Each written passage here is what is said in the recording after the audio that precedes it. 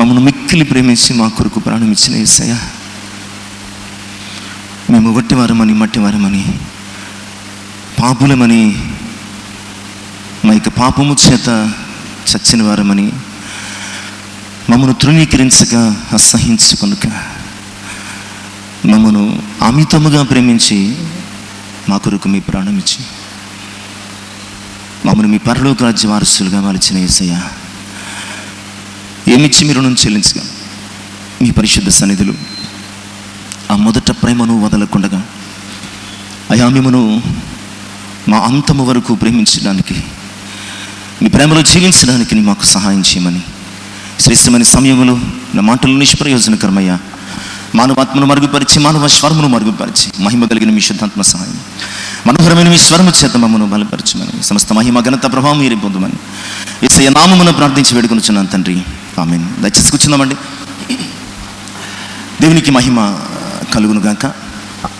దేవుని ప్రేమించి ఆయన పరిశుద్ధ సన్నిధిని చేరివచ్చిన ప్రియ విశ్వాసులందరికీ మన ప్రభువును ప్రియరక్షకుడైన యేసు క్రీస్తు వారి పరిశుద్ధ నామములో, ప్రేమ కలిగిన నామములో శుభాలు తెలియజేస్తున్నాను. ప్రభునందు ప్రియులారా, దేవుని కృపను బట్టి ఈ పరిశుద్ధ ఆదివారం ఆరాధనలో ధ్యానము కొరకు ఏర్పాటు చేయబడిన పరిశుద్ధ లేఖన భాగాలు ఈ రీతిగా ఉన్నాయండి. ఇర్మియా గ్రంథము 2వ అధ్యాయము మొదటి 3 వచనాలు, ప్రకటన గ్రంథము 2వ అధ్యాయము మొదటి 7 వచనాలు. ఈనాటి మూల వాక్యంగా ప్రకటన గ్రంథము 2వ అధ్యాయం 4వ వచనం, ఆయనను మొదట నీకుండిన ప్రేమను నీవు వదిలితివని నేను నీ మీద తప్పు ఒకటి మోపవలసి ఉన్నది. ప్రభునందు ప్రియులారా, ఇంతవరకు మధురమైనటువంటి దేవుని ప్రేమను గురించి మనము దేవుని స్తుతించుకుంటూ ఆరాధించుకున్నాం. నిజమే, ఆయన ప్రేమ మధురమైనది. ఈ లోక ప్రేమలలో ఒకవేళ విభిన్నమైనటువంటి అనుభవాలు ఉండొచ్చేమో, యేసయ్య ప్రేమ మాత్రం మన ఎడల ఎప్పుడు కూడా మధురమైనదే.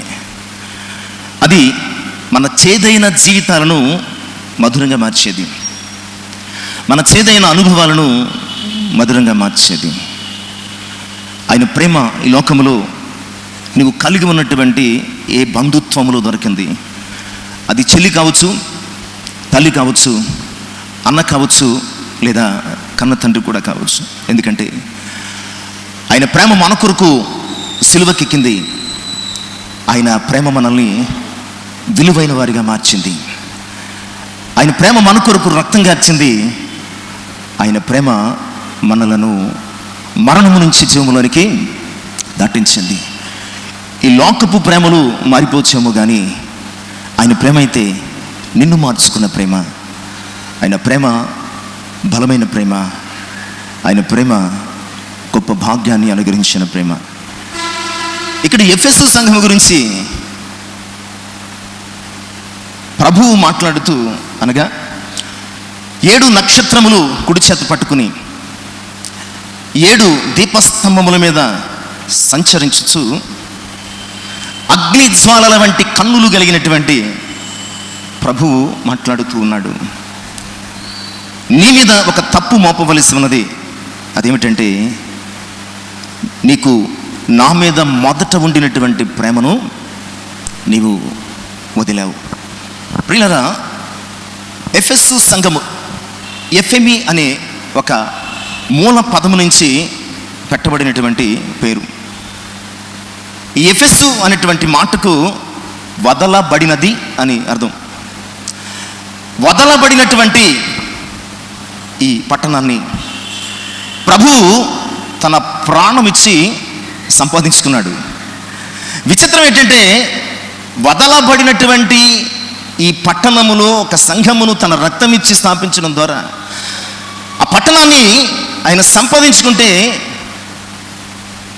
ప్రభు చేత ప్రేమించబడినటువంటి ఈ సంఘం చివరికి ఏం చేసిందంటే ప్రభువునే వదిలేసింది. మొదట ఉండినటువంటి ఆ ప్రేమ విషయంలో ప్రభునందు ప్రియులారా, ఈ ఎఫెసు సంఘము ఫెయిల్ అయింది అన్న విషయాన్ని జ్ఞాపకం చేస్తాడు. ఎఫెసు సంఘాన్ని గురించి ఒక 7 మంచి మాటలు చెప్తూ ఉంటాడండి. అంటే ఈ 2వ అధ్యాయం 1 నుంచి 3 వచనాలలో ఎఫెసు సంఘాన్ని గురించి ఒక 7 మంచి మాటలు. అవేమంటే, ఆయన సంఘంతో అంటాడు, నీ క్రియలు బాగున్నాయి అంటాడు.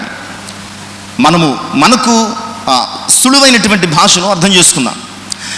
నీ క్రియలు బాగున్నాయి అంటున్నాడు. నీవు కష్టపడే సంఘంగా నాకు కనబడుతున్నావు అని కూడా అన్నాడు. నీకు మంచి ఓర్పు సహనం కూడా ఉన్నది అంటున్నాడు.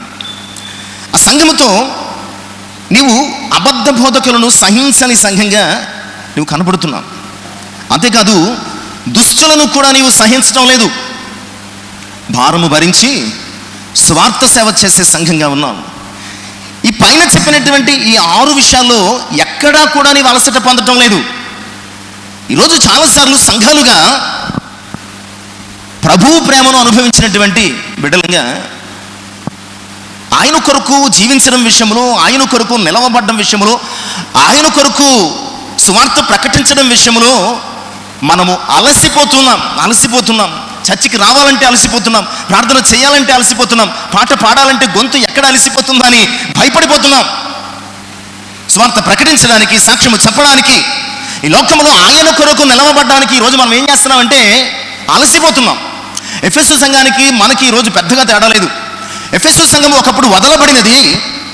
ప్రభు తన రక్తము చేత తిరిగి ఆయన సంపాదించుకుంటే స్థిరపడిన తర్వాత ఆ సంఘం చివరికి ప్రేమించిన ప్రాణం ఇచ్చినటువంటి ప్రభువుని ఏం చేసిందండి?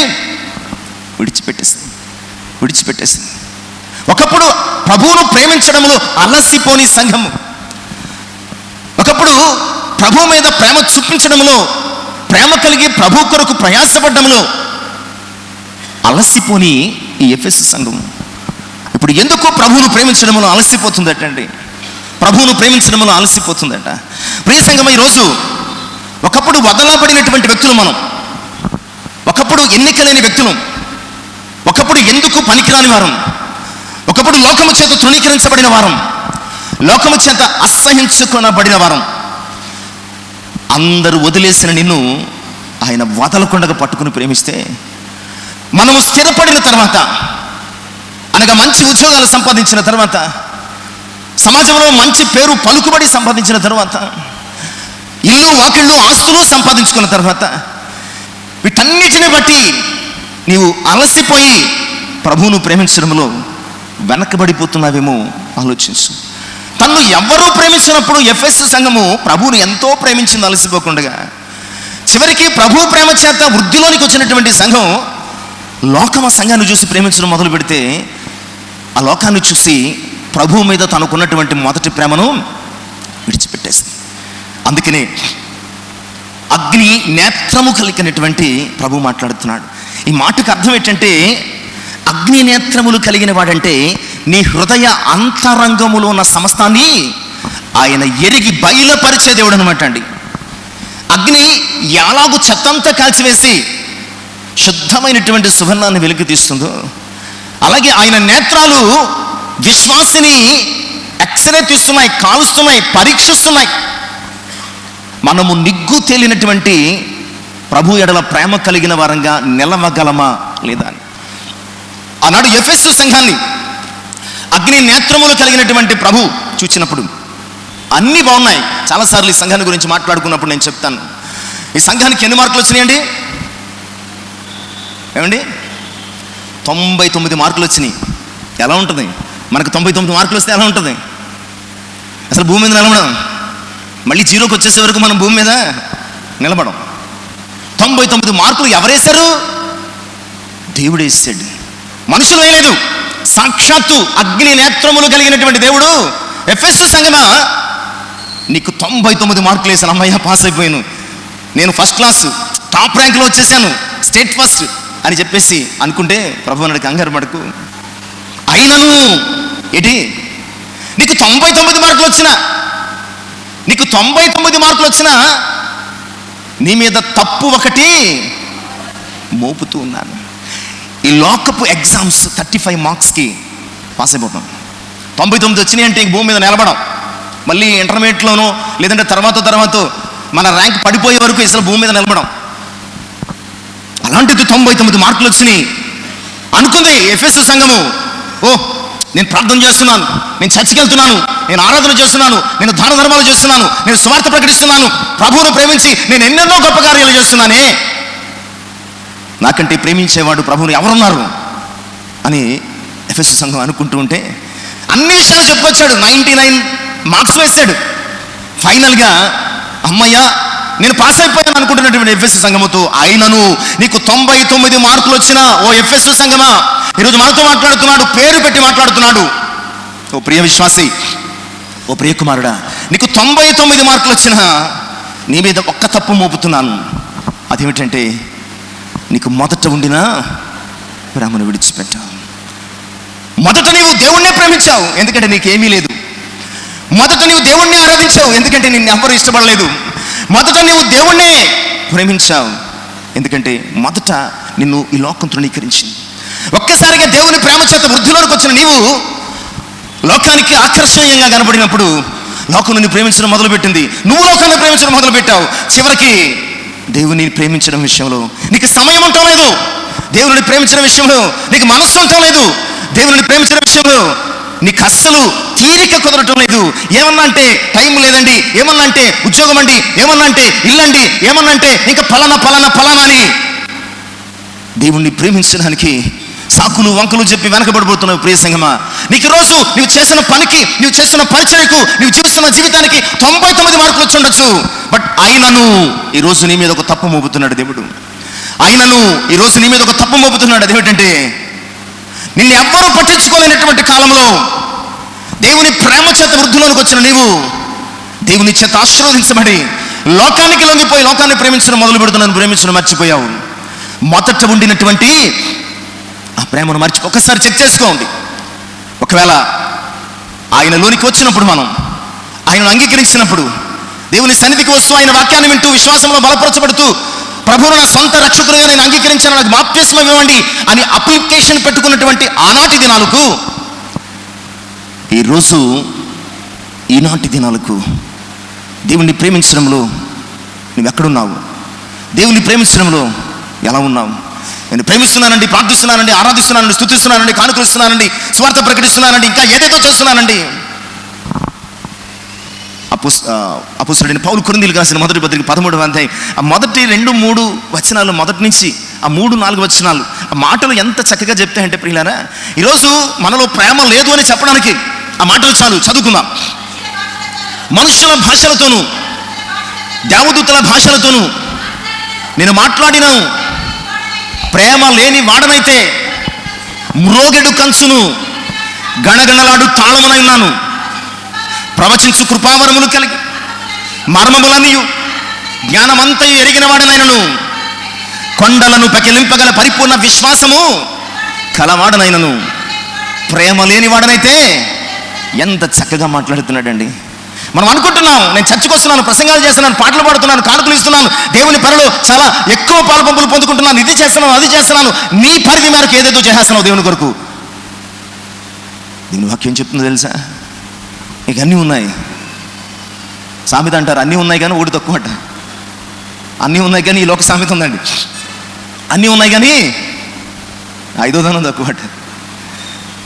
నగలు ఉన్నాయి, వస్త్రాలు ఉన్నాయి, రకరకాలు ఉన్నాయి, 5వ ధనం తక్కువ. కనుక ఏం పెట్టుకోవడానికి లేదు.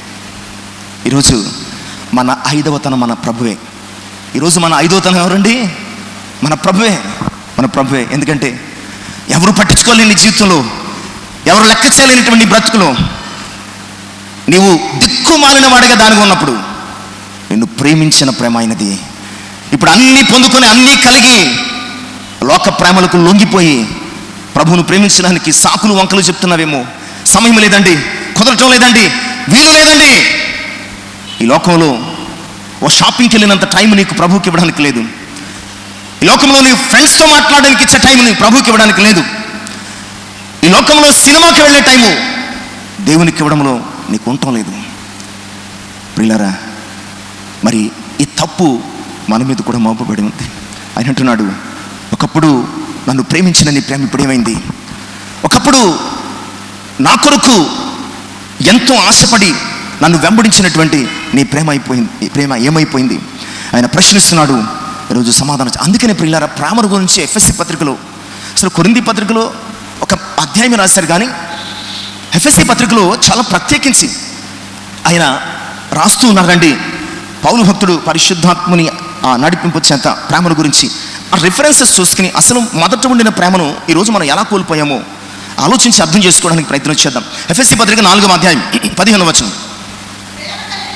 ప్రేమ కలిగి సత్యము చెప్పుచు క్రీస్తు వలె ఉండుటకు అన్ని విషయాల్లో ఎదుగుదు. అంటే ఇక్కడ ప్రేమలో ఎదగలేకపోతుంది. అన్ని విషయాల్లోనూ ఎదిగిందండి, అన్ని విషయాల్లోనూ ఎదిగింది, కానీ ప్రేమలో ఎదగలేకపోతుందండి.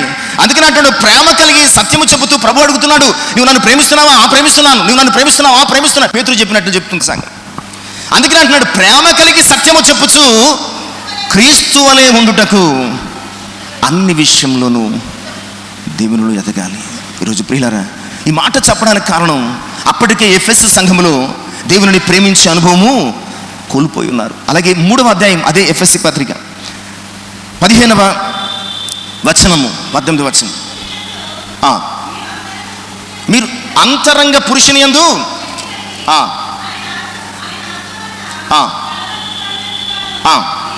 క్రీస్తు మీ హృదయములలో విశ్వాసము ద్వారా నివసించినట్లుగాను తన మహిమైశ్వర్యము చొప్పున మీకు దయచేయవలననియు మీరు దేవుని సంపూర్ణత యందు పూర్ణులగునట్లుగా ప్రేమ యందు వేరు పారి స్థిరపడి సమస్త పరిశుద్ధులతో కూడా దాని వెడల్పు, పొడుగు, లోతు, ఎత్తు గ్రహించుకున్నటకు జ్ఞానమునకు మించిన క్రీస్తు ప్రేమను తెలుసుకుంటకును శక్తి గలవారు కావాలని, ఆయన ప్రేమ తెలుసుకోవడానికి శక్తి గలవారు కావాలని ప్రార్థన. అంటే ఆయన ప్రేమను మర్చిపోయింది, ఆయన ప్రేమను మరిచిపోయింది. మనం గడిచిన లెంటన్ సీజన్లో ఇదే మాట మీద 34 దినాలు ధ్యానాలు మనం చేసుకున్నామండి. ఆయన ప్రేమ యొక్క వెడల్పు, పొడవు, ఎత్తు, లోతు తెలుసుకుని దాని యందు వేరు పారి నివసించినట్లు. ఈ మాటలన్నీ చెప్పడానికి కారణం ఏంటంటే, ఎఫెసు సంఘము దేవుణ్ణి ప్రేమించడం మర్చిపోయింది. దేవుణ్ణి ప్రేమిస్తున్నానని చెప్పుకుంటుంది, కానీ దేవుణ్ణి ప్రేమించడం మర్చిపోయినట్లు మనం చూస్తున్నాం. అదే రీతిగా అదే ఎఫెసు పత్రిక 2వ అధ్యాయము 4-5 వచనాలు బాగానే మనం చూస్తే, ఆయనను దేవుడు కరుణా సంపన్నుడైండి మనము మన అపరాధముల చేతను చచ్చిన వారమై ఉండినప్పుడు సహితము మన ఎడల చూపిన తన మహాప్రేమ చేత ఈ ప్రేమను కూడా మర్చిపోయిందట. ఒకప్పుడు చచ్చిపోయి, ఇందాక చెప్పాను కదా, లోకము చేత తృణీకరించబడినప్పుడు, ఎవడు పట్టించుకోలేనప్పుడు, మనము ఎన్నికలేనప్పుడు, మనము మన అపరాధముల చేతను పాపముల చేతను చచ్చిన వారం అయినప్పుడటండి ఆయన క్రీస్తుతో కూడా ఆయన ప్రేమ చేత మనల్ని బ్రతికించాడు. ప్రేమను గురించి ఇన్ని విషయాలు ఎఫెసు సంఘంతో మాట్లాడడానికి చెప్పడానికి కారణం ఏంటంటే ప్రియులారా, ఎఫెసు సంఘము దేవుని ప్రేమను మరిచిపోయింది. రకరకాల సమస్యలు వచ్చేసాయి, రకరకాల ఇబ్బందులు వచ్చేసాయి, రకరకాల తొందరలు వచ్చేసాయి. 4వ అధ్యాయంలో కూడా మొదటి 2 వచనాలు, కాబట్టి మీరు సమాధానమును బంధము చేత ఆత్మ కలిగించు ఐక్యమును కాపాడుకుంటయందు శ్రద్ధ కలిగిన వారే ప్రేమతో ఒకరినొకడు సహిస్తూ. రకరకాల ఇబ్బందులు, రకరకాల గొడవలు, రకరకాల సమస్యలు వచ్చేసి ప్రేమ చచ్చిపోయిందండి. మనం చాలాసార్లు చదువుకుంటాం. మత్తయి సువార్త 24వ అధ్యాయం 12వ వచనంలో, అక్రమము విస్తరించుట చేత ప్రేమ ఏమవుతుందటండి? చల్లారిపోతుందండి. అక్రమము విస్తరించుట చేత ప్రేమ చల్లారిపోతుంది. ఈరోజు దేవుని ప్రేమించే సంఘంగా ఉన్నామా? చర్చికి రావడం దేవుని ప్రేమించడం అనిపించుకోవచ్చు. ఇంకా ప్రార్థన, ఇంకా రకరకాల విషయాలు, నేను దేవుని ప్రేమిస్తున్నాను కనుక వెళుతున్నాను, ప్రార్థన చేస్తున్నాను, ఇచ్చేస్తున్నాను అనుకుంటున్నావేమో. ఇంకా ఎక్కడో దేవుని ప్రేమించడంలో నువ్వు వెనకబడుతున్నావని వాక్యం సెలవిస్తుంది. యోహాను తన మొదటి పత్రికలో 3వ అధ్యాయం 18వ వచనంలో బహు చక్కని ఒక మాట రాస్తూ ఉంటాడండి. ఆ మాట చదువుకుందామండి. మనం ఎలా ప్రేమించాలి దేవుణ్ణి, ఈ మాటల గురించి మనం ఆలోచన చేద్దాం. యోహాను 3వ అధ్యాయం 18వ వచనం అండి. చిన్నపిల్లలారా, అమ్మా, మాటతోనూ నాలుకతోనూ కాక క్రియతోనూ మనము దేవుణ్ణి ఎలా ప్రేమిస్తున్నాం తెలుసా అండి? మాటతోనూ నాలుకతోనూ. క్రియలు లేని విశ్వాసం మాత్రమే కదా ప్రియులారా, క్రియలు లేని ప్రేమ కూడా వ్యర్థమే, మృతమే. క్రియలు లేని విశ్వాసం మాత్రమే కాదు, క్రియలు లేని ప్రేమ కూడా మృతమే. మనం ఏం చెప్తున్నాం అంటే, మాటతో నాలుకతో నేను ప్రేమిస్తున్నాను ప్రభా, నేను ప్రేమిస్తున్నాను ప్రభా, నేను ప్రేమిస్తున్నాను ప్రభా అంటే, ప్రభు ఒకసారి వెనక్కి తిరిగి నా కోసం ప్రాణం ఇస్తామంటే మళ్ళా కనిపించాం. ప్రభు ఒకసారి వెనక్కి తిరిగి నా కోసం ప్రాణం ఇస్తామంటే మళ్ళా కనిపించాం. ప్రియులారా. ఎందుకంటే దేవుని ప్రేమిస్తున్నామని చెప్పుకుంటున్నటువంటి మన ప్రేమ కేవలము మాటతో, నాలుకతో చెప్తున్నటువంటి ప్రేమ. కానీ ఇక్కడ పరిశుద్ధాత్ముడు ఏం చెప్తున్నాడంటే క్రియతోనూ సత్యముతోనూ. దేవుని పట్ల మన ప్రేమ క్రియలతో కూడిందిగా ఉండాలి, సత్యముతో కూడిందిగా ఉండాలి. అలా ప్రేమించాలని జ్ఞాపకం చేస్తుంది. ఈరోజు మనము అలాంటి ప్రేమను దేవుని ఎడల కలిగి ఉన్నామా లేదా ఆ మొదట ఉండిన ప్రేమను కోల్పోయి ఎలా కోల్పోతామండి? అసలు దేవుని ప్రేమించడం ఎలా మర్చిపోతామండి? దేవుడే కదని మనకి ఇచ్చాడు, దేవుడే కదని మనకి చేశాడు. దేవుని ప్రేమించినటువంటి పొద్దున్న లేచిన వెంటనే ప్రార్థన చేసుకుని, సాయంకాలం పడుకున్నప్పుడు ప్రార్థన చేసుకుని, ఆదివారం చర్చికి వచ్చి ఇది మాత్రం కాదు. దేవుని ప్రేమించడం ఎలా కోల్పోయామో మనం ఆలోచన చేద్దాం. దేవుని ప్రేమించడంలో ఎలా మనం వెనకబడిపోయామో మనం ఆలోచన చేసుకుందాం. మొట్టమొదటిగా ప్రియులారా, ఆదికాండము 3వ అధ్యాయము 8వ వచనం. ఆదికాండము 3వ అధ్యాయము 8వ వచనం. చల్లపూటను ఆదామును అతని భార్యయు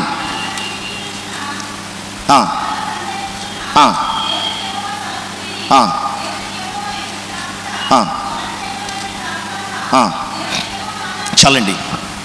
మొదట ప్రేమను వదిలిన అవ్వ, మొదటి ప్రేమను వదిలిన ఆదాము అవ్వ. ఇక్కడ చల్లపూటను ప్రతిరోజు కూడా దేవుడు ఏదైనా తోటలో ఆదాము అవ్వల దగ్గరికి వచ్చాడు. దేవుడు ఎప్పుడు వస్తాడా అని కనిపెట్టేవారు. దేవుడు వచ్చిన తర్వాత దేవుడిని ఎదుర్కోవడానికి ముందుకెళ్ళేవారు. దేవుడు, ఆదాము, అవ్వ ఒక దైవిక ప్రేమ సహవాసము సంబంధం. ప్రతిరోజు కూడా సాయంకాలం దేవునితో వారికి కలిగి ఉండేది.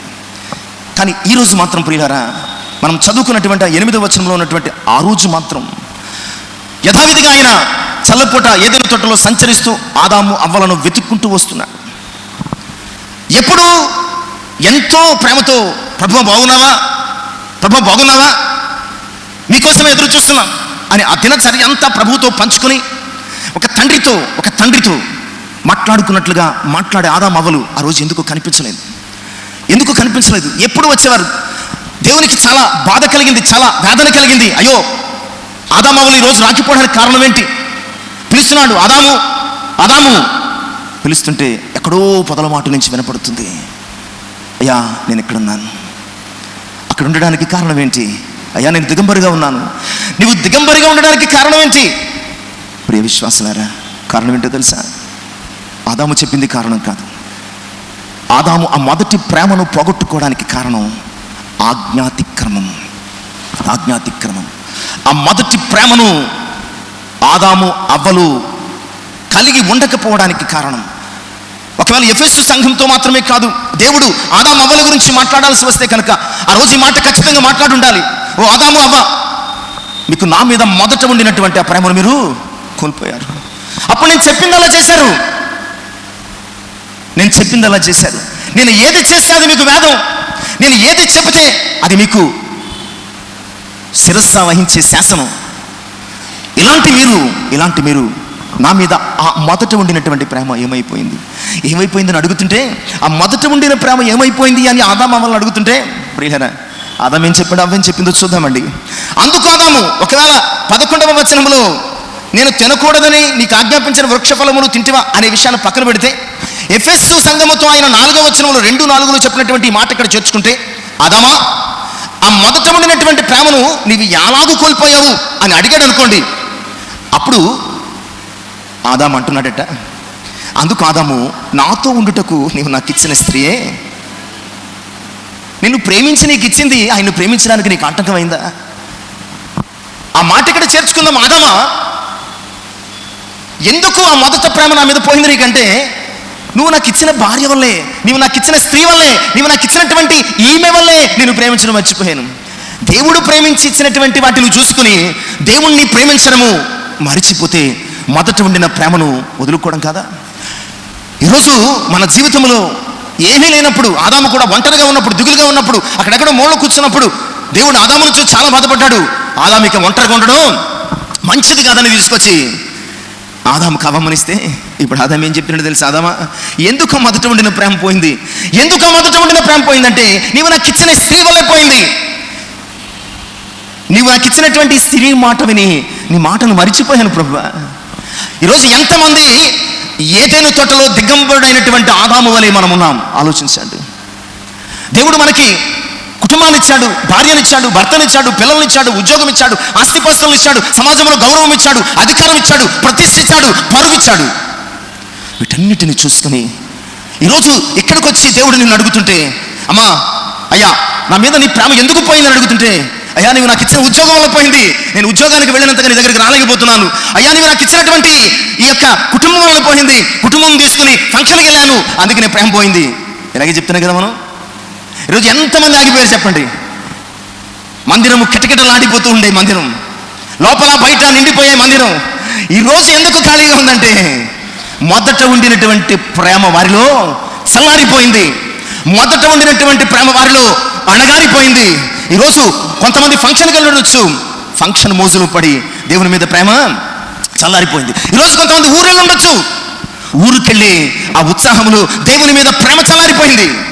ఒకవేళ కుటుంబంతో గడపాలి, ఈరోజు పిల్లలు వచ్చారు అని ఆగిపోయి ఉంటే, కుటుంబం మీద ఉన్నటువంటి ప్రేమ నీకు కుటుంబాన్ని ఇచ్చినటువంటి దేవుని మీద చల్లారిపోయింది. ఆ మొదట ఉండినటువంటి ప్రేమ చల్లారిపోవడానికి కారణం ఆదాము చెప్తున్నాడు, నువ్వు ఇచ్చిన భార్యే కదా, నువ్వు ఇచ్చినటువంటి స్త్రీయే కదా, ఎస్కేప్ అయిపోదాం అనుకున్నాడు. ఓహో నేనే కదా అని దేవుడు అనుకుని సమర్థించుకుంటాడేమో అని అనుకున్నాడేమో.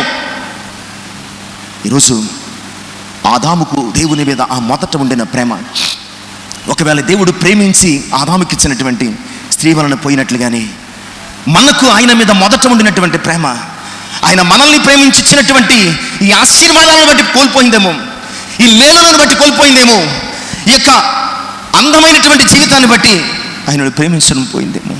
సరే పక్కన పెట్టాడు ఆదం. సరే ఆదం పక్కనుండు. అమ్మా అవమ్మ నువ్వెందుకు తిన్నావంటే అవమ్మ చెప్తుంది, ఈయన కేవలం భార్యనే దూషించాడు, భార్యనే వంక చెప్పాడు. ఈమె ఏమంటుంది, ఏకంగా ఆయన సృష్టినే తప్పుపడుతుంది.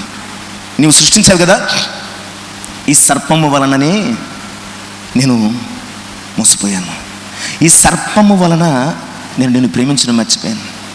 ఈరోజు చాలామంది సర్పపు మాటలు వింటూ దేవుణ్ణి ప్రేమించడం మర్చిపోతున్నారు. కుయుక్తి కలిగిన సర్పపు మాటలు విని, మోసగించే సర్పపు మాటలు విని, అబద్ధపడేటువంటి అపవాది మాటలు విని దేవుని ప్రేమించడంలో మనం వెనకబడిపోతున్నాం. మేము ఈ లోకం ఏం చెప్తుందంటే, నువ్వు దేవుణ్ణి ప్రేమించొద్దు, నన్నే ప్రేమించు, దేవుని ప్రేమించొద్దు, నాకు కూడా రా, దేవుని ప్రేమించొద్దు ఇదిగో అని చెప్పి దేవుని ప్రేమ నుంచి లోకం ఏం చేస్తుందంటే నిన్ను దూరం చేయడానికి. అవ్వమ్మ అదే చెప్తుంది, ఇదిగో నీవు సృష్టించావు కదా ఈ సర్పం, ఎందుకు సృష్టించావయ్యా? ఒకవేళ కాసేపు కాన్వర్సేషన్ డిస్కషన్ జరిగింటే ఆమె గొడవ పెట్టేది, నువ్వు అనవసరంగా ఈ సర్పాన్ని సృష్టించావు, ఈ సర్పాన్ని సృష్టించడం వలనే నేను ఆ మాట వినేసేసి నేను మోసపోయాను. ప్రియులారా, దేవుని మాట నీకు గుర్తులేదా? దేవుని మాట నీకు వినిపించడం లేదా? దేవుని మాట మీద ప్రేమ పోయిందా నీకు?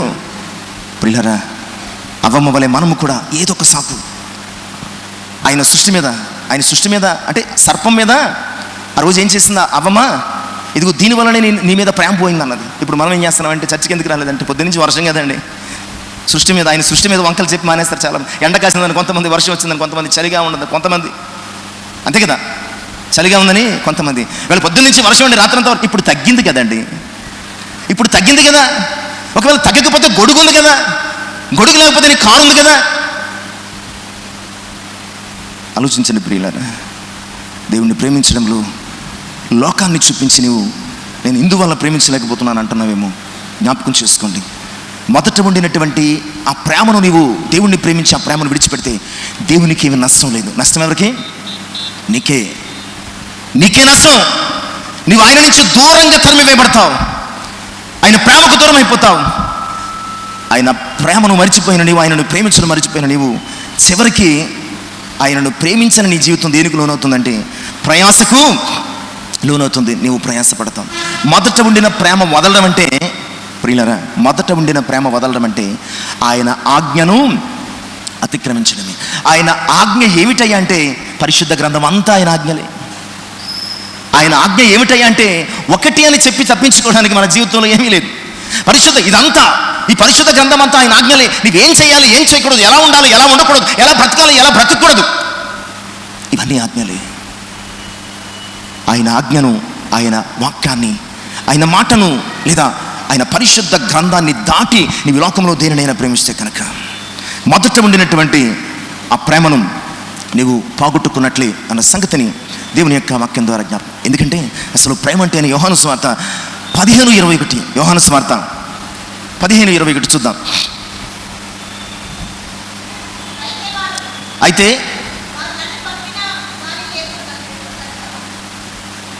చదవండి.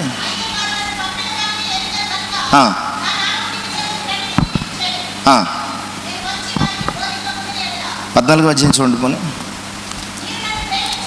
మీరు నన్ను ప్రేమించిన ఎడల నా ఆజ్ఞలను గైకొందురు, నిన్ను తండ్రిని వేడుకొందును.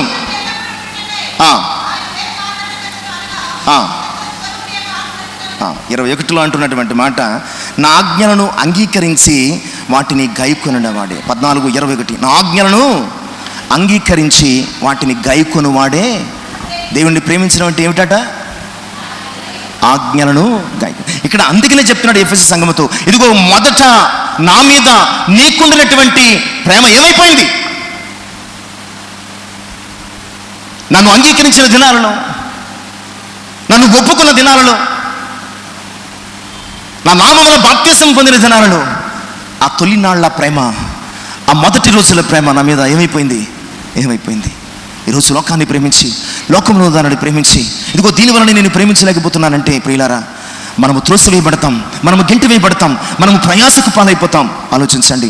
ఆదామవ్వలను అడుగుతున్నప్పుడు ఇదిగో దీని వలన ఆదామవ్వలు ఆయనను ప్రేమించడంలో విఫలమయ్యారు. మొదట ఆదామవ్వలకు దేవుని మీద ఉండిన ప్రేమ ఈరోజు లేకపోవడానికి కారణం వారు దేవుని ఆజ్ఞను అతిక్రమించండి. దేవుని ఆజ్ఞను అతిక్రమించిన ప్రతి ఒక్కళ్ళు కూడా మొదట ఉండిన ప్రేమను కోల్పోయినటువంటి వారి అన్న సంగతిని వాక్యము జ్ఞాపకం చేస్తుంది.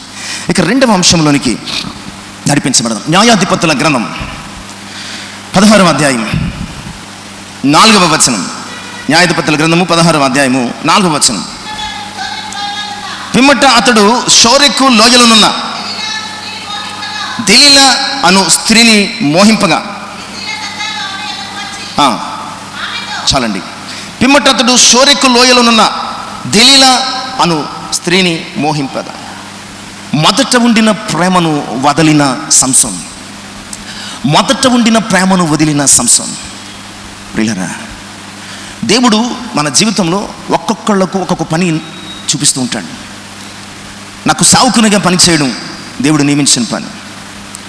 మీకు నాయకునిగా సంఘాన్ని నడిపించడం దేవుడు నియమించిన పని. మీరు విశ్వాసులుగా సంఘ క్రమాన్ని అనుసరించి దేవునికి లోబడడం మీ పని. ప్రార్థించడానికి కొంతమంది, పాటలు పాడడానికి కొంతమంది, పరిచర్య చేయడానికి మరికొంతమంది, స్వార్థ ప్రకటించడానికి ఇంకొంతమంది, సాక్ష్యము చెప్పడానికి చాలామంది. దేవుడు ఒక్కొక్కళ్ళను పరిశుద్ధ గ్రంథంలో కూడా మనం చూస్తే ప్రియులారా, అందరినీ ఇశ్రాయేలీయులను ఐగుప్తు నుంచి విడిపించడానికి దేవుడు అనుకోలేదు. పరిశుద్ధ గ్రంథంలో మోషే కంటే గొప్పవాళ్ళు ఉన్నారు. ఈ అబ్రహాము నా కాలంలో పుట్టించి అబ్రహాము ద్వారా విడిపించవచ్చు కదా, దావీదును తీసుకొచ్చి దావీదు ద్వారా విడిపించవచ్చు కదా. ఒక్కొక్క కాలంలో ఒక్కొక్క పని కొరకు ఒక్కొక్కళ్ళను దేవుడు ఒక్కొక్క రీతిగా ఎన్నుకున్నాడు, పిలుచుకున్నాడు.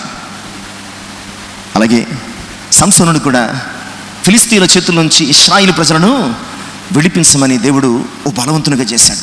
సంసోను వంటి బలవంతుడు ఎవ్వరూ లేరు పరిశుద్ధ గ్రంథంలో. ప్రియులారా, బలవంతుడు అంటే మనం చెప్పేది ఏంటి? బలవంతుడు అంటే ఎవరు? బైబిల్ చదవరా మీరు? బలవంతుడు అంటే ఎవరు? సంసోను. ప్రశ్న అనేది సమాధానం ఉన్నది. సంసోను బలవంతుడు పరిశుద్ధ గ్రంథంలో. ఎవరు చెప్పిన క్విజ్ క్వశ్చన్. ఎందుకంటే దేవుడు అంత బలవంతుడు దాని కొరకు ప్రతిష్ఠించాడు. నాజీరు చేయబడిన వానిగా దేవుడు ప్రత్యేకించి ఇశ్రాయేలు ప్రజల కొరకు సంసోనుని నియమించాడు. సంసోను కూడా దేవుని పిలుపుని గ్రహించాడు, దేవుని ఆత్మచేత ప్రేరేపించబడ్డాడు. దేవుని నామములో ఇశ్రాయేలు ప్రజలను బాధిస్తున్నటువంటి ఫిలిస్తీన్లను పట్టుకుని చీల్చి చెండాడడం మొదలుపెట్టాడు. ఒక పచ్చి గాడిద దవడ ఎముకతో 1000 మంది ఫిలిస్తీన్లను, 300 నక్కలను పట్టుకుని వాటి తోకలను విడివేసి దివిటీలను వెలిగించి ఫిలిస్తీన్ సర్దారుల పొలములను, సింహాన్ని మేకపిల్ల చీల్చినట్లు ఇలాంటి ఎన్నో అద్భుతమైన గొప్ప గొప్ప గొప్ప కార్యాలు చేశాడు దేవుడు. ఇందుకొరకు ఒక బలవంతునిగా ఇశ్రాయేలు ప్రజలను ఫిలిస్తీన్ల చేతుల్లోంచి విడిపించడానికి దేవుడు సంసోనును నాజీరు చేశాడు, ప్రతిష్ఠించాడు, దాని కొరకు పిలుచుకున్నాడు, వాడబడ్డాడు. దేవుని ప్రేమించినంతసేపు కూడా సంసోను ఏం చేశాడు? దేవుని కొరకు వాడబడ్డాడు. దేవుని ప్రేమించినంతసేపు సంసోను సింహాన్ని చంపాడు, 1000 మంది ఫిలిస్తీన్లను చంపాడు, ఇంకా చాలానే చేశాడు. దేవుణ్ణి ప్రేమించినంతసేపు. దెలీలాను ప్రేమించినప్పుడు తన బలమంతా పోగొట్టుకున్నాడు. దేవుని ఆత్మ విడిచి వెళ్ళిపోయింది, బలము పోయింది, గుండు చేయబడి అతడు తిరుగులు విసిరివాడుగా మారిపోయాడు. ప్రియులారా, ఆ మొదటి ప్రేమను వదలడం అంటే ఏంటో తెలుసా? నిన్ను పిలుచుకున్న, నిన్ను బలపరిచిన, నిన్ను వాడుకుంటున్నటువంటి దేవుని కొరకు నీవు వాడబడ్డం మానేసేసి, నీవు పేరు సంపాదించుకున్న తర్వాత, నువ్వు బలము సంపాదించుకున్న తర్వాత, నీవు గొప్ప సంపాదించుకున్న తర్వాత, నువ్వు మెప్పు సంపాదించుకున్న తర్వాత, నీ బలాన్ని చూసి, నీ గొప్పతనాన్ని చూసి ఈ లోకము నీ దగ్గరకు వచ్చి నిన్ను ప్రేమిస్తున్నప్పుడు, నీకు బలం ఇచ్చిన దేవుణ్ణి మర్చిపోతావే, నీకు జ్ఞానం ఇచ్చిన దేవుణ్ణి మర్చిపోతావే, నిన్ను పిలుచుకున్న దేవుణ్ణి మర్చిపోతావే, నీకు ఉద్యోగం ఇచ్చిన దేవుణ్ణి మర్చిపోతావే, నీకు అందం ఇచ్చిన దేవుణ్ణి మర్చిపోతావే, నీకు అన్ని ఇచ్చిన దేవుణ్ణి మర్చిపోయి దేవుడు ఇచ్చిన వాటిని చూచి నీ దగ్గరికి వచ్చినటువంటి వారిని ప్రేమించడం మొదలు పెడతావే. దేవుడు ఇచ్చినటువంటి వాటిని మర్చిపోయి నీ దగ్గరకు వచ్చిన వారిని ప్రేమించడం మొదలు పెడతావే. అప్పుడు కదా ఆయన మీద నీకు మొదట ఉండినటువంటి ప్రేమను పోగొట్టుకున్నావు. అప్పుడు కదా నీ దేవుని మీద నీకు మొదట ఉండినటువంటి ప్రేమను పోగొట్టుకున్నావు. ఒకవేళ ఈరోజు సంసోను దెలీలాను బట్టి దేవుని మీద తనకున్నటువంటి మొదటి ప్రేమను, అంటే దేవుని పిలుపుతో దేవుని కొరకు వాడబడే జీవితాన్ని, దేవుని పనిచేయడం అనేసి దెలీలా దగ్గర అతడు ఉండిపోయాడు.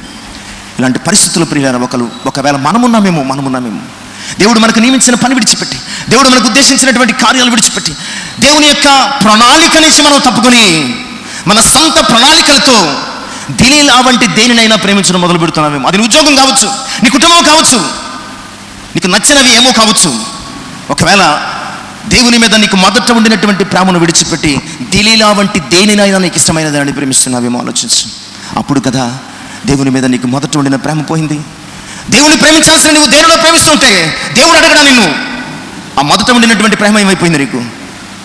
నా కొరకు 300 నక్కలను పట్టుకుని ఫిలిష్తీయుల సర్దారుల పొలాలను తగలబెట్టిన నీవు, నా కొరకు, నా ప్రజల కొరకు గాడిద పచ్చి దమడేముకను తీసుకుని 1000 మంది ఫిలిష్తీయులను దురుమాడినటువంటి నీవు, నా కొరకు నీ బలాన్ని ఉపయోగించిన నీవు, నా కొరకు నీ ధనాన్ని ఉపయోగించిన నీవు, నా కొరకు నీ జ్ఞానాన్ని ఉపయోగించిన నీవు, నా కొరకు నీ సమస్తాన్ని ఉపయోగించిన నువ్వు ప్రేమించిన నీవు, ఈరోజు మొదటి ప్రేమ ఏమైపోయిందమ్మా?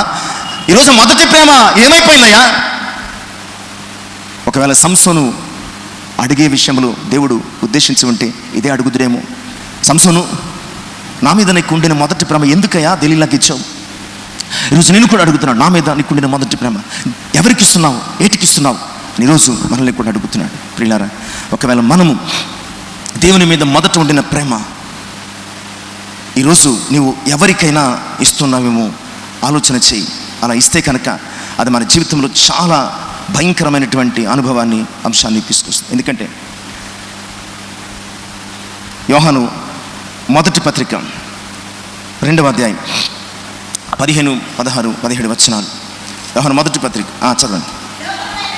ఈ లోకములో ఉన్న వాటినైనను ప్రేమింపకుడి. ఎవడైనను లోకమును ప్రేమించని యెడల తండ్రి ప్రేమ వానిలో ఉండదు. లోకములో అంతయు అనగా శరీరాశయు, నేత్రాశయు, జీవపటమమును తండ్రి వలన పుట్టినవి కావు, అవి లోక సంబంధమైనవి. లోకము దాని ఆశ గతించిపోవును గాని దేవుని చిత్తమును జరిగించువాడు నిరంతరము నిలుచునని దేవుని యొక్క వాక్యము జ్ఞాపకం చేస్తుంది. ఇక సమయాన్ని బట్టి ఇంకొక విషయాన్ని కూడా మనం ఆలోచన చేసి ముందుకు సాగిపోదాం. లూకాసు వార్త 20వ అధ్యాయం 9 నుంచి 16 వచనాలు. లూకాసు వార్త 20వ అధ్యాయము 9 నుంచి 16 వచనాలు. ఇది మన సమయాన్ని బట్టి చదివేంత మరి అవకాశం లేని ఒక పెద్ద టెస్ట్. ఇక్కడ జరుగుతున్నటువంటి విషయం ఏంటంటే, ఒక మనుషుడు ద్రాక్ష తోట నాటించాడు. దానిని కాపులకు గుత్తకిచ్చి దేశాంతరము పోయి చాలా కాలం ఉన్నాడు. పంటకాలం మందు అతను అనుకున్నాడు ఆ ద్రాక్ష తోటలో ఆ భాగాన్ని తీసుకోవడానికి వెళ్ళాలి అని ఇచ్చి ఆ కాపుల ఎద్దుకు ఒక దాసుని పంపించాడు. అయ్యా, పంట చేతికి వచ్చింది కదా, నాకు రావాల్సినటువంటి కౌలు భాగం నాకేమంటే, ఆ దాసుని వారు ఏం చేశారంటే వారు కొట్టి వట్టి చేతులతో పంపివేశారు. మరణ సహనంతో యజమాని అతని ఎద్దుకు ఇంకొక దాసుని పంపాడు. వారు కూడా అతనిని అవమానించి వట్టి చేతులతో పంపేశారు. మరణాతను 3వ వాడిని పంపగా వారు వారిని గాయపరిచి త్రోసేశారు. అప్పుడు ద్రాక్ష తోట యజమాని అనుకున్నాడు, ఏం చేస్తాను, ఓకే వీరు దాసులు కదా, ఇప్పుడు నా కుమారుని పంపుతాను. నా కుమారుని పంపితే వారు ఒకవేళ అతన్ని సన్మానించి ఇస్తారు కదా అని చెప్పి కుమారుని పంపిస్తే, ఆ కుమారుని చూసినప్పుడు ఈ స్వాస్థ్యములకు ఇతడు వారసుడు కనుక ఇతను చంపేస్తే ఇదంతా మనదైపోతుందని చెప్పి అతన్ని చంపేశాను. ప్రియులరా, ఏమాత్రము ఎలాంటి బ్రతుకు తెరువు అవకాశం లేనటువంటి ఈ వ్యక్తులకు ఆ యజమానుడు తను ప్రేమతో నాటుకున్నటువంటి ద్రాక్ష తోట గుత్తకిచ్చి కౌలుకిచ్చి వెళ్ళిపోయాడు. వీళ్ళు ఏం చేయాలా, పని లేక పని పాటలేక తిరుగుతున్నటువంటి మా జీవితంలో ఈ మనిషి ఒక పని కల్పించాడు, పొలం ఇచ్చాడు, అందులో నాటేశాడు. మీరు జాగ్రత్తగా చూసుకోండి, పంట వచ్చినప్పుడు మీకో సగం నాకో సగం అని చెప్పి వెళ్ళాడు కదా. నమ్మకంగా పనిచేస్తే నమ్మకమైన వానికి దీవెనలు మెండుగా కలుగును, నమ్మకమైన వానికి దీవెనలు మెండుగా కలుగుతాయి కదా అని వాళ్ళు నమ్మకంగానే పనిచేశారు. విస్తారంగా విరగగాచింది ద్రాక్ష తోట. సమయానికి ఆ యజమాని వచ్చాడు, కబురు పెట్టాడు దాసుని చేత, అయ్యా ఇదిగో నా ద్రాక్ష తోట నాకు వచ్చే కౌలు భాగ్యం ఇవ్వండి. కొట్టారు, అమానుష్యంగా ప్రవర్తించారు. రెండో వాడిని మూడో వాడిని పంపించినప్పుడు అదే పని. చివరికి కుమారుని పంపించాడు.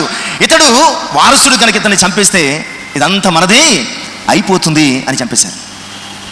ప్రియులారా, ఈరోజు ఎన్నిక లేకుండా ఎవరూ పట్టించుకోకుండా అటు ఇటు తిరుగుతుంది. నిజమే, మన పిలుపు ఎలాంటిదంటే మనం గొప్పలు అని ఆయన పిలవలేదు, మనం బలవంతులు అని పిలవలేదు, మనం గొప్ప జ్ఞానవంతులు అని కూడా ఆయన పిలవలేదు. కొన్ని మొదటి పత్రిక మొదటి అధ్యాయంలో చెప్తాడండి, జ్ఞానులను సిగ్గుపరచడానికి, బలవంతులను సిగ్గుపరచడానికి వెర్రి వారిని బలహీనులమైన మనల్ని ఆయన పిలుచుకుని ఒక పని ఇస్తే, ఒక స్థలం ఇస్తే, ఒక స్థానం ఇస్తే, ఒక జీవితం ఇస్తే, జీవించడానికి కావలసిన ఆధారం ఇస్తే, జీవితంలో అభివృద్ధి చెందిన మనం తిరిగి ఈ ఫలాన్ని ఆయనకి ఇవ్వద్దా? నీ హృదయం కావచ్చు, నీ జీవితం కావచ్చు, లేదా నీ సమయం కావచ్చు, నీ సంపాదన కావచ్చు, ఏమైనా కావచ్చు, ఆయన ఏమీ లేని మన జీవితానికి ఒక ఆధారం కల్పించి ఆయన కొరకు జీవించమని చెప్తే వచ్చిన దాన్ని ఏం చేయాలి మనం? మత్తయి సువార్త 25వ అధ్యాయంలో ఉంటుంది కదండి. అతడు దేశాంతరం వెళ్ళిపోతూ ఒకరికి 5, ఒకరికి 2, ఒకటి ఇచ్చాడు. 5 ఇచ్చినవాడు 5 సంపాదించాడు, 2 ఇచ్చినవాడు 2 సంపాదించాడు, 1 ఇచ్చినవాడు కప్పెట్టాడు. ప్రియులరా, కప్పెట్టేశాడు. పోనీ ఇదిగో అని తేలేదు, కప్పెట్టేశాడు. ప్రియులరా, 5 వచ్చినవాడు 5 సంపాదించి ఏం చేశాడు? నేను ఇవ్వనన్నాడా? 5కు 5 ఇదిగో 10 ఇచ్చాడు. 2 సంపాదన 2కు 2 4 ఇచ్చేశాడు. ప్రియులరా, అందుకును దానికంటే అధికమైనటువంటి సంతోషంలో వారికి పాలు దేవుడు దయచేశాడు, యజమాని దయచేశాడు. ఇక్కడ వీళ్ళు అలా చేయటం లేదు. మొదట ఎంతో అయ్యగారు చాలా వందనాలండి, పని లేకుండా తిరుగుతున్నాం కదా, మాకు పని ఇచ్చారని ఎంతో ప్రేమగా మాట్లాడిన వీరు బాగా ఆ యొక్క పనిలో ఫలించిన తర్వాత తిరిగి ఇవ్వాల్సినటువంటి ప్రతిఫలాన్ని వారు ఇవ్వటం లేదు. ఈరోజు దేవుడు ఆశీర్వదించిన మన జీవితాలలో వచ్చే ప్రతిఫలం అంతా ఎవరికి చెందాలండి? పేరైనా, మహిమైన, ఘనతైన, గొప్పతనమైన ఏదైనా సరే ఎవరికి చెందాలి? దేవునికే చెందాలి. అలా చెందాల్సినటువంటి ఆయన మహిమను, అలా చెందాల్సినటువంటి ఆయన ఘనతను, అలా చెందాల్సినటువంటి ఆయన ఆ పేరును ఈరోజు మనము ఆక్రమించుకొని, మనము దానిని పొందుకుని దేవునికి చెందాల్సినటువంటి ఆ గొప్పతనాన్ని ఇవ్వలేకపోతున్నాం. ఈరోజు ఈ గుత్తదారులు లేదా ఈ కాపులు, ప్రియులారా, మొదట ఉండినటువంటి ఆ ప్రేమను కోల్పోయారు. ఎంతో ప్రేమతో తీసుకున్నారు. ఇప్పుడు ప్రేమతో తిరిగి ఇవ్వాల్సినటువంటి వారు ఇవ్వకుండా పంపించిన దాసుల్ని కొట్టారు. చివరికి కుమారుని కూడా మరి చంపేశారు. అందుకని అంటున్నాడు, ఓ గుత్తదారులారా, మొదట నా మీద మీకుండిన ప్రేమ ఏమైపోయింది? నిజమే, ఈరోజు మొదట ఉండినటువంటి ప్రేమను కోల్పోయినటువంటి మన కొరకు ఆయన తిరిగి ప్రాణాన్ని పెట్టాడు. ఆయన ప్రాణాన్ని పెట్టి తిరిగి మనం ఆయనను ప్రేమించాలని ఆయన మన యొక్క జీవితాలను విమోచిస్తున్నాడు. అబ్రహామును చూద్దాం ప్రియులారా. మనం 3 విషయాలు చూసాం. 1, మొదట ప్రేమను కోల్పోయిన ఆదాము. 2, మొదట ప్రేమను కోల్పోయిన. 3, మొదటి ప్రేమను కోల్పోయిన గుత్తదారులు. మరి అబ్రహాం విషయంలో చూస్తే 12వ అధ్యాయము 24వ అధ్యాయం, ఈ అధ్యాయాలన్నీ కూడా అబ్రహాము యొక్క ప్రయాణం కనపడుతుంది. పిలిచినప్పుడు అబ్రహాము బయలుదేరి వెళ్ళాడు. నిజమే, పలానా చోటుకి రండి, పలానా చోటుకి రండి. మనం ఊరు వెళ్తున్నామండి, ఎవరు లేరండి, తోడు రండి అంటే ఏం చేస్తాం? మనం వెళ్తాం. కూడా రండి అంటే మనం ఏం చేస్తాం? పెడతాం. ఎవరు ఏమీ లేదండి, మీకున్నదంతా మాకు ఇచ్చేయండి అంటే ఏం చేస్తాం? ఇస్తామా? ఇక్కడ మొదటి అధ్యాయానికి మనం అనుకున్న 12వ అధ్యాయానికి 22వ అధ్యాయానికి 24 వరకు అబ్రహాము చరిత్ర కొనసాగుతుంది. 22వ అధ్యాయానికి ఉన్న తేడా ఏమిటంటే ప్రియులారా, దేవుడు పిలిచినప్పుడు దేవుడు అబ్రహాము మాట విని విశ్వాసముతో ప్రేమించి బయలుదేరాడు.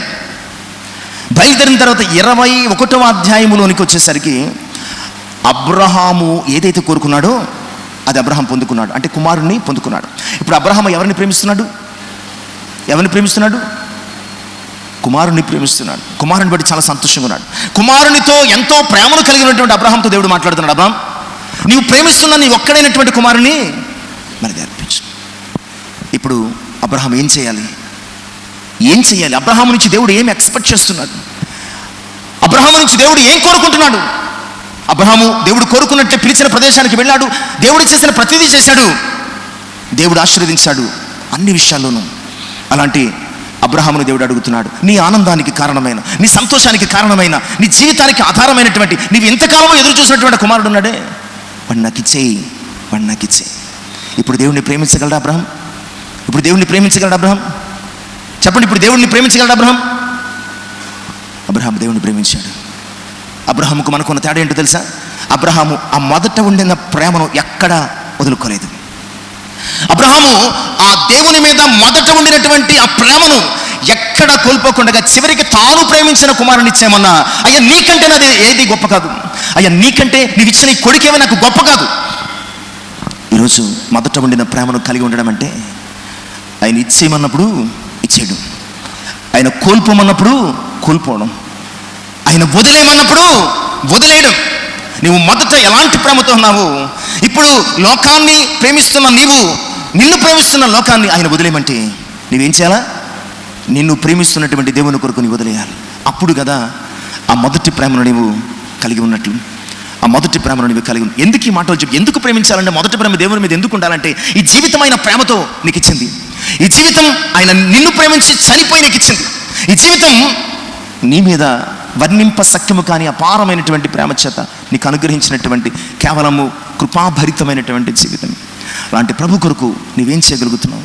నిన్ను ప్రేమించి నీ కొరకు తన ప్రాణం ఇచ్చి నిన్ను తన పరలోకాంచ వారసునిగా మలచినటువంటి ప్రభువును ప్రేమిస్తున్నావా? ఆయన ఇచ్చిన ఆశీర్వాదాలను మాత్రమే ప్రేమిస్తున్నావా? ప్రభువును ప్రేమిస్తున్నావా?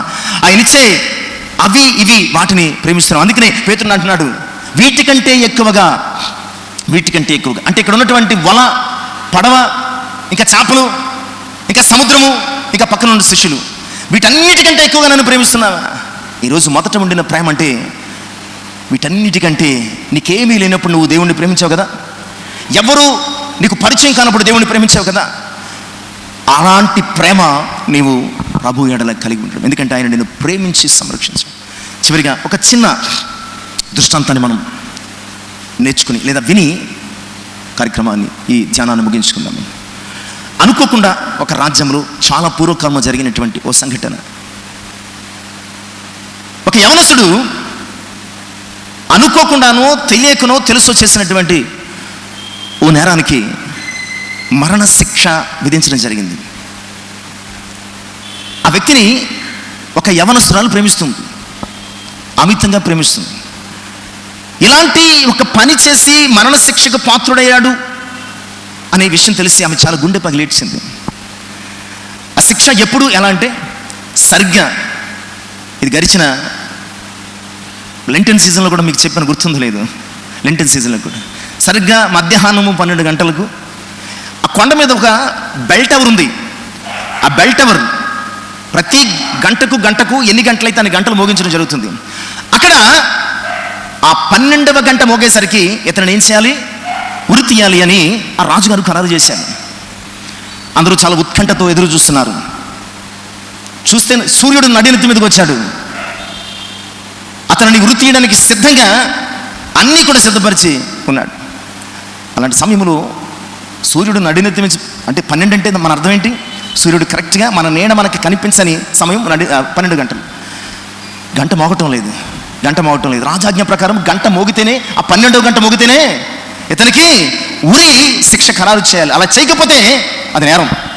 కనుక 12 దాటిపోతుంది, ఇంకా గంట మోగటం లేదటని చెప్పేసి ఊరంతా కూడా అతన్ని తీసుకుని ఎక్కడికి వెళ్ళారు? ఆ గంట ఉన్నటువంటి ఆ కొండ దగ్గరికి వెళ్ళారు.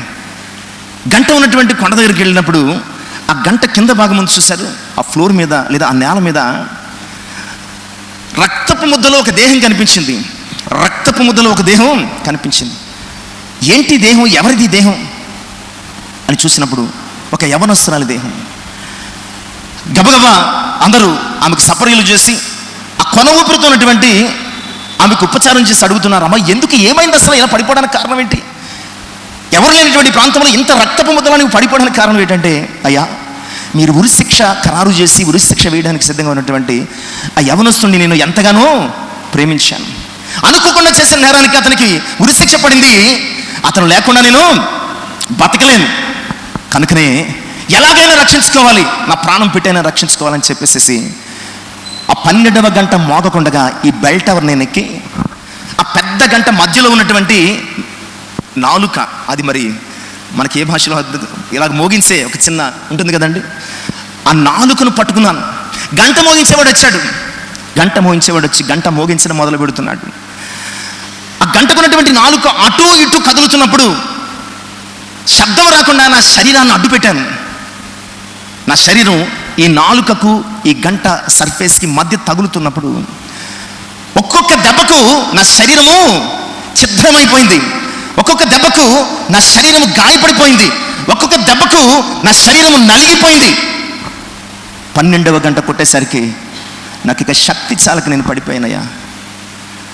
ఇదంతా ఎందుకు చేశానంటే నేను ఎంతో ప్రేమించినటువంటి ఇదిగో ఇతని కొరకు. ఆమె ప్రేమను చూసి చలించిపోయిన రాజు అతని ఉరి శిక్షను రద్దు చేసి వారి వివాహాన్ని జరిగించాడు. ఈరోజు ఎందుకు ఈ మాటలు చెప్తున్నానంటే, అక్కడ ఆ యువకుడిని ప్రేమించిన యువతి తన ప్రాణాన్ని పెట్టి ఆ యువకుడిని రక్షించుకుంది, చనిపోవలసిన యువకుడిని. ఈరోజు మన ప్రభువు మన కోసం పరలోక రాజ్యాన్ని విడిచిపెట్టి దేవునితో సమానముగా విడిచిపెట్టబడిన భాగ్యమును ఎంచక దాసుని స్వరూపమును ధరించుకుని మరణము పొందినంతగా, సిలువ మరణము పొందినంతగా, శిక్ష ఖరారైపోయినటువంటి మనల్ని, సిలువలో వేలాడాల్సినటువంటి మన జీవితాలను, మరణమునకు పాత్రమైనటువంటి మనల్ని ఆయన తాను నలగొట్టబడి, తాను చితగొట్టబడి, తాను మరణము పొంది మనల్ని దక్కించుకున్నాడు. గొర్రెపిల్ల వివాహ మహోత్సవం వరకు నీ ప్రేమ ఆయన కొరకు నువ్వు ఉంచగలవా? ఆ గొర్రెపిల్ల వివాహ మహోత్సవం వరకు నువ్వు ఆయనను ప్రేమించగలవా? ఓ ప్రియ సంగమా, ఈరోజు ఆయన నలగొట్టబడితే నీవు నలగని బట్టలు వేసుకుని ఇక్కడ కూర్చున్నావు. ఆయన చితగొట్టబడితే సౌందర్యమైనటువంటి శరీరములతో ఇక్కడ కూర్చున్నాం. ఆయన సమస్తాన్ని పోగొట్టుకుంటే మనము సమస్తాన్ని సంపాదించుకుని ఇక్కడ కూర్చున్నాం. ఇంతగా ప్రేమించి నీ కొరకు తన ప్రాణాన్ని ఇచ్చినటువంటి యేసయ్యను కాక నువ్వు దేనిని ప్రేమిస్తావు? అలా ప్రేమిస్తే మొదట ఉండిన నీ ప్రేమ నువ్వు కోల్పోయినట్లే, చల్లారిపోయినట్లే. ఆలోచించి ప్రియ సంగమా, నీ కొరకు నా కొరకు ప్రాణం ఇచ్చినటువంటి యేసయ్యను మనము ప్రేమించాలి. మొదట ఉండినటువంటి ఆ ప్రేమను విడవక ఎడబాయక ఆయన రాక పర్యంతము ఆయనను మాత్రమే ప్రేమించు సంఘముగా మనం ఆయన కొరకు ఎదురు చూడాల్సినటువంటి అవసరత ఉన్నది. ఈ మాటలు మనల్ని ప్రేమించిన యేసయ్య ప్రేమను మనకు జ్ఞాపకముకు తెచ్చి మనం ఆయనను ప్రేమించాలి అనేటువంటి స్పృహను కలుగజేసి ఆ మొదట ఉండిన ప్రేమను కోల్పోకుండా చివరి వరకు ఆయనను ప్రేమించే వారంగా ఉండడానికి పరిశుద్ధాత్ముడి మాటలు మన హృదయంలో ఫలింపచేయను గాక. ప్రార్థన చేసుకుందాం. మహోన్నతుడు మమ్మల్ని మిక్కిలి ప్రేమించిన తండ్రి వందనాలు. ఇంతవరకు మాతో మాట్లాడు. నిజమైన ఆయన మమ్మల్ని ప్రేమించి ఈ లోకంలో మమ్మల్ని మనుషులుగా నేను నిలబెడితే, లోకంలోనికి వచ్చిన తర్వాత లోకాన్ని ప్రేమించి మిమ్మల్ని కనీసం మా కొరకు ఈ లోకంలో మనిషిగా వచ్చినటువంటి ఆ మనిషిగా కూడా మేము చూడలేకపోతున్నాం. మమ్మల్ని క్షమించండి అయ్యా.